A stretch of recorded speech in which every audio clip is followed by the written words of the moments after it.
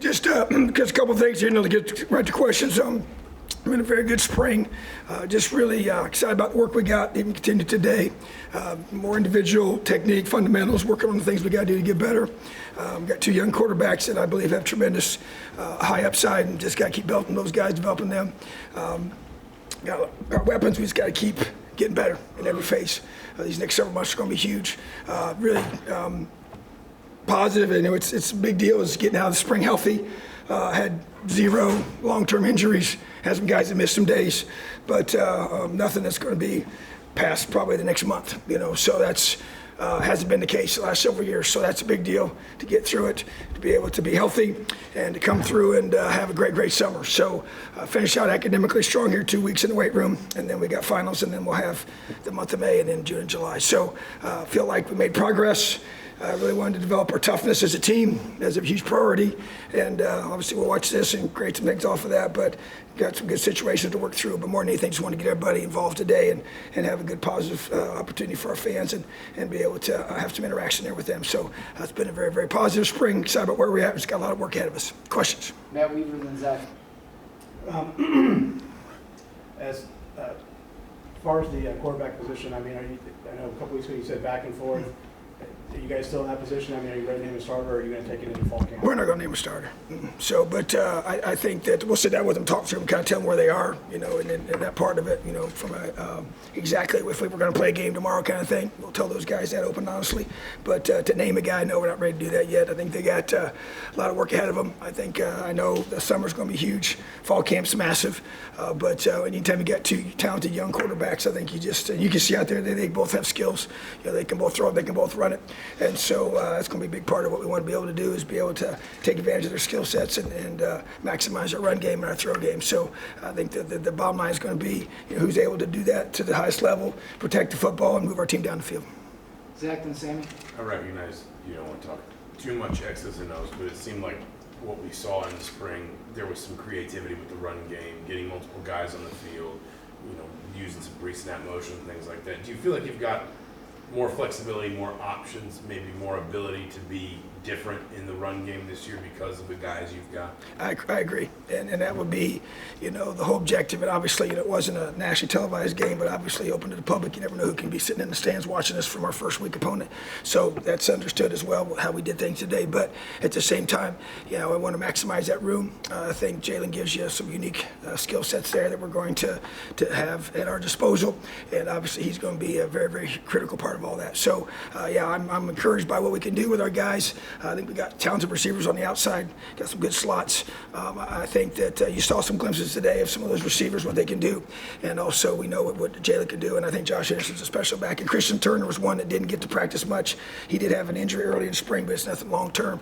But he probably could have gone later, but we want to keep him up and healthy. He's a very talented player. So I like that room a lot, and feel like we got some more flexibility out there. We got to run the football. We got to run effectively, just some different levels for that, for our defense, for our offense, for our team, for late in the game, finishing out fourth quarter games. And so huge emphasis without question. Tyler's fine for Ohio State,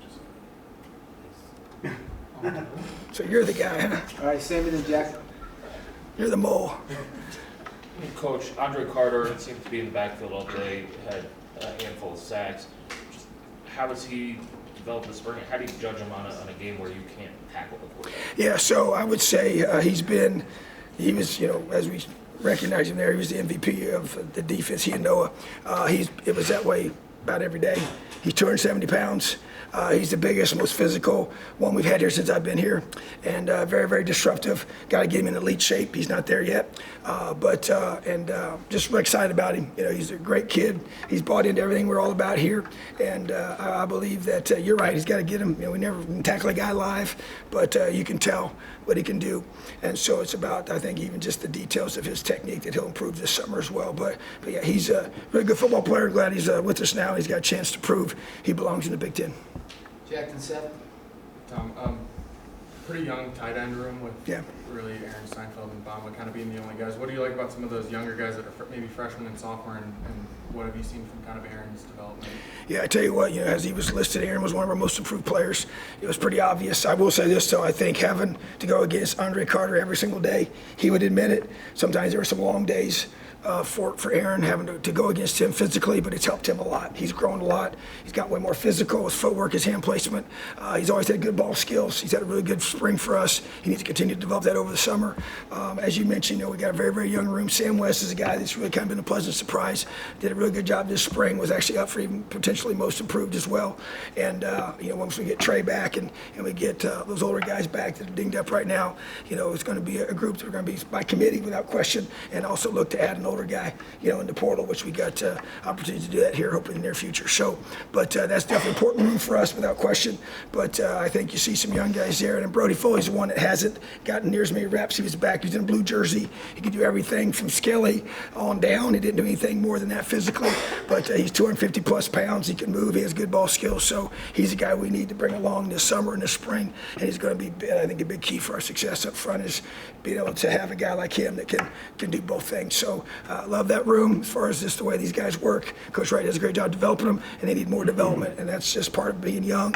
And Bamba James is going to do a great job for us. He was out, had postseason surgery. He'll be back full bore here this summer. So, but he also provides tremendous leadership for us as a member of our team. Seth and Pete. Coach, coming out of the first full spring with Coach Bost out on the offensive line, what impact do you feel like he's made on that group? How much progress have those players made, and which individuals have stood up most? Well, I think, it's like I said, it's always hard when you don't go full bore. We did some live goes throughout the spring, didn't do it today on purpose.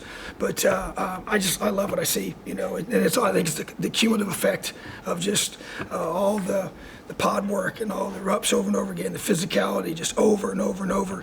I think Khalil Benson's probably made the most growth seeing him. Zach was having a great spring. He got, a lower leg injury that's not going to be long term, but we set him out here the last couple of weeks. But he was progressing at a high level. Getting Matt back is going to be huge for us, obviously. And I would say that, Max Longman's the one that's going to have a chance to help us, really like him. And then I think Michael Cady coming in, adapting to a new coach and being able to just elevate his game and continue to get better is going to be huge. And Josh Sales, we're going to keep challenging him. He's got to step up. I want him to. I believe he can.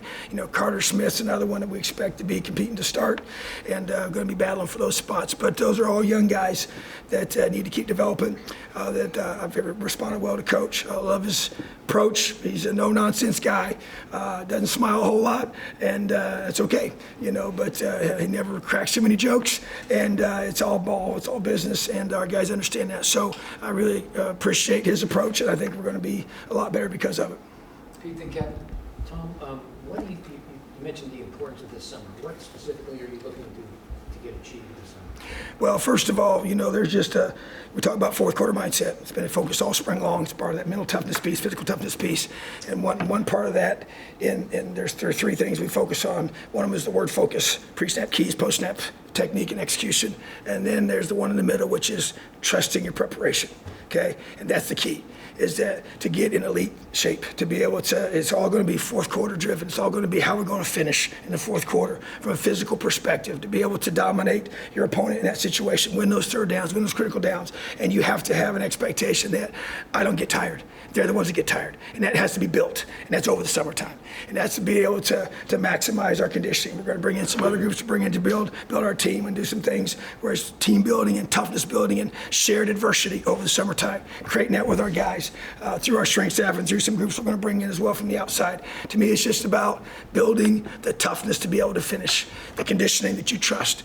They've given us OTAs now that we're able to do, and that continues to kind of expand in our roles with those. And so there's going to be 6 of those in the month of June with our full staff, which is unprecedented in the past. And so that allows you to be able to really prepare them in the month of June more than we ever have in the past. So that to me is a big, big deal. And so it's not just the lifting and the conditioning on this part, it's also the timing of the receivers. 2 young quarterbacks, all those timings have to happen together. They have to do that on run. We can't throw the ball with our coaches there, but you got guys that have both been here in the spring, got all these receivers here right now. We have one more coming that was here with us today that's going to be here in June. And DeKeith Carter, who's a very, very talented player. And so I really like that room, but they got to come together. They got to get the timing down. That happens during the summertime.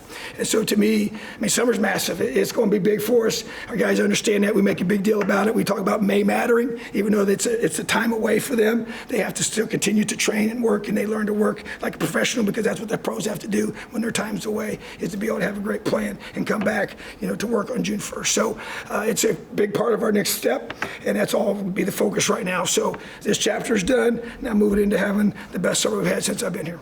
All right, Kevin and Tyler. With the spring being over right now, I guess what group on the field are you most comfortable with right now? And also going into the summer, which group are you kind of expecting to, maybe up the intensity? I want them all to up their intensity. I just think I'm never going to let up in any way whatsoever. But I think a running back room, and think about offensively, that sticks out to me. I love the way they come to work every day. We got a lot of group. Trent Hallen didn't finish out. He had a minor injury, but that's 5 guys there that I really believe are really good football players and give us a lot of weapons. And then I think defensively, I like the depth of our safeties. Even though there's some young guys there, there's a lot of guys there. And the ability to, and we've had some issues in the past where you get one guy goes out and there's a major drop off. And so, you got a chance to have, I think, our whole secondary, even though there's some new faces, there's more length there, there's more volume there, and I like that group of guys. I want to see our D-line to continue to have a domination mindset, to be able to take a game over. I think I like the way Linnell Carr can give us a pass rush. He's got a twitch to him that's different. Miles, we set him out during the team goes today, but he's had a great spring. He's a tremendous leader.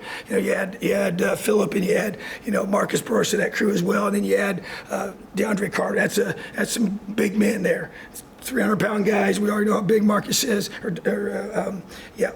Bottom line is that I believe that you're only as good as your guys up front.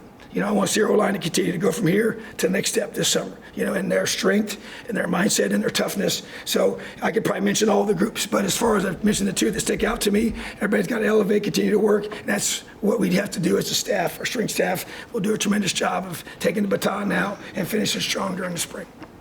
Tyler and Zach Westman. We talked to Donovan, and he had basically said how he changed his diet, wanted to get leaner and faster. I guess, what did he come to you kind of as talk to you about him wanting to do that, and how have you seen him kind of developing from like a nutrition and getting in better shape? Well, here's what I said. So when we met postseason, I said, you have no idea how good you can be. You got no idea. Okay, and so when he went away and came back from the break, we sat down again. Okay, and we mapped out specifically what he's going to do. But he came to me. He said, Coach, I want to play a little lighter. I said, I'm good with that. Let's get you with Coach Wellman, get your exact diet down and square, because he kind of knows what he wants to be able to do. And to me, that's a huge part of this. And so it's about core confidence. It's about dominating the guy across from you, and the fact that ball is in the air anywhere close to me, I'm going to catch it. You saw him make a phenomenal catch today. He does that throughout practice. I want him to do that consistently. 2 hands. No one should be able to guard him. He's 6'5". He's a 200-pound guy that can run and jump. And I feel that he has tremendous skill. And I'm not going to quit saying it. He can be as good as he wants to be. But I do think that he has now figured out this isn't just show up and practice hard. This is a 24/7, 365. That's my sleep habits, my diet, what I put in my body to lay myself up so I can be more explosive, run faster, get out of my breaks better, and allow him to be able to be a better receiver. So I think Coach Tucker, we've had some really good receiver coaches here, and we got another one that I think is excellent as well. And so I think he's responded to him really, really well, and I'm excited about what he has decided he wants to do. And I'm just another guy's got to have a great summer, and I believe he will, because it's starting to click on the inside, and I think that's a big part of the next step for him. Zach Westman. I want to ask you about the different summer calendar and how it changes. Either maybe you feel like you can do different stuff in spring to set up the summer, or you feel like maybe you can say we don't need to worry about doing this in the spring because we've got the summer where we didn't a few years ago. Like, what's just different about the way you can approach the spring season, knowing the summer calendar and what you can do with your guys is a little different? Yeah, so let's give you a specific example. So usually, like the last couple practices during the springtime, we have to set the stage for all the drills we want the players to do during the summertime, because we can't be there. Okay, so it takes some time to get that taught. You go through all those different things. Well, now we didn't do any of that. Okay, we actually did individual, we did fundamentals all the way up till today, So we got so much more work on that, because now we're going to be with them in June, to be able to be during those individual periods where we don't have a football out there, we're not throwing the ball, we're just doing, it's conditioning, but it's technique and fundamentals. And so that's it, to me, is a big, big difference. And then the ability just to do some things holistically where you can even have install. The install is even more aggressive, way more aggressive, because here's the thing. In the past, everything we did was player-led practice. You know how that goes. Okay, sometimes you get nervous because you can get bad habits. What you're all just doing skeleton, past skelly. Well, if I can't, which we couldn't be out there, you can't video it, you can't watch it, you can't correct it. Players have to correct themselves. You have to rely on them to tell you the mistakes that were made and working through it. So that's a little bit, always made me nervous. Because then you got to undo some of that when you get into fall camp. So now you don't feel like that's the case anymore. And so now we can't do skelly with them, but we can do some things with no ball and teaching those concepts. So I just feel like that it's definitely more. You're trying not to make it to where it's burdensome. Then you don't want them to come into fall camp burn out and already kind of, feeling like they're not excited about the start of the season, so we don't want to do that. But I feel like that we got to maximize it. So that's why we've actually done more in June, actually a little bit less in May. Even though they're going to do some things in May, we want them to get away in May as much as they can. Because I think that's important, because if not, it's year-round, and they never get a break. And you want them to be able to have that. So it's kind of been an adaptation for us, what you do in May, which sets up what you do in June, because June is way more active than it used to be. And so then that sets us up for a good July, where coaches need to get a chance to get themselves away a little bit so they can come back refreshed, because June is camps, it's recruiting, we have official visits, we got OTAs, got a lot of things going on. So June is really, really intense for the coaches. But that's just part of it. So they get their chance to get away a little bit in July, if that makes sense. So you got to kind of mesh all those together to get it to where everybody's getting a chance to maximize the calendar, come back refreshed. So you can be ready to start on July 31st this year. We report back for fall camp. First practice is going to be August 2nd. So that's how it works. That's how it looks. But it's a great question. We've had to adapt, and I feel good about where we are. All right, thanks, Tom. Appreciate you guys so much. Have an awesome day. Elliot.